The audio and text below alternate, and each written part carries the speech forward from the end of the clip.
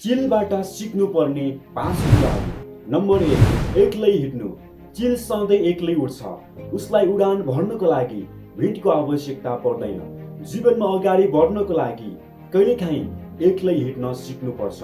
भिडले साथ दिन सक्छ तर सपना पूरा गरिदिँदैन।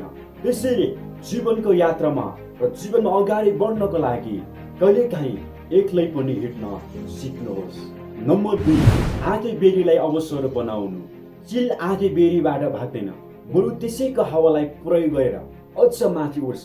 त्यसैले समस्याबाट भाग्नु होइन, बरु त्यस समस्यालाई अवसर बनाएर अझ बलियो बन्नुपर्छ। त्यसैले जीवनमा आएका समस्याहरूदेखि नभाग्नुहोस्, बरु त्यसलाई अवसर बनाएर अझ माथि उठ्नुहोस् र जीवनमा अझै अगाडि बढ्नुहोस्। नम्बर 3, लक्ष्यमा अटल रहनु। चिलको नजर सधैँ आफ्नो लक्ष्यमा मात्र हुन्छ, अन्तिम समयसम्म पनि आफ्नो ध्यान विचलित हुन दिँदैन। त्यसैले सफलता चाहनुहुन्छ भने र आफ्नो लक्ष्यलाई प्राप्त गर्न चाहनुहुन्छ भने तपाईँको ध्यान र तपाईँको फोकस सिर्फ आफ्नो काममा मात्र हुनुपर्छ। नम्बर 4, साना कुरामा समय खेर्न फाल्नुहोस्। साना विवाद, नकारात्मक कुरा र सानातिना कुरामा आफ्नो समय खेर नफालिकन आफ्नो उद्देश्यतिर र आफ्नो लक्ष्यतिर ध्यान केन्द्रित गर्नुहोस्। नम्बर 5, आफैलाई परिवर्तन गर्न जानु।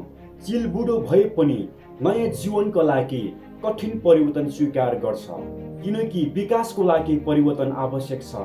जबसम्म तपाईँले आफ्नो कम्फोर्ट जोन छोड्नुहुन्न, तपाईँले कहीँ पनि उडान भर्न सक्नुहुन्न। त्यसैले आफूलाई हरेक दिन निर्माण गर्नमा र आफूलाई बिल्ड गर्नमा र नयाँ कुराहरू सिक्नमा, अझै आफूलाई निखार्नमा हरेक दिन आफूलाई बिल्ड गर्नुहोस्।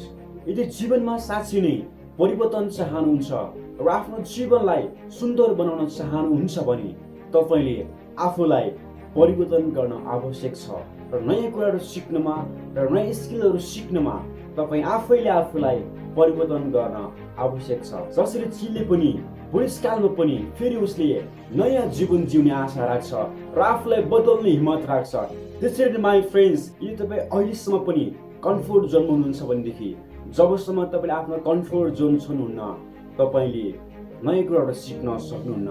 यदि जीवनमा केही गर्न चाहनुहुन्छ र केही बन्न चाहनुहुन्छ भने तपाईँले कम्फोर्ट जोन छोड्नै पर्छ।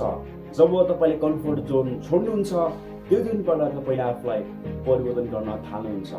त्यसैले माई फ्रेन्ड्स, चिलले झैँ आफूलाई पनि परिवर्तन गर्न सिक्नुहोस् र थाल्नुहोस्।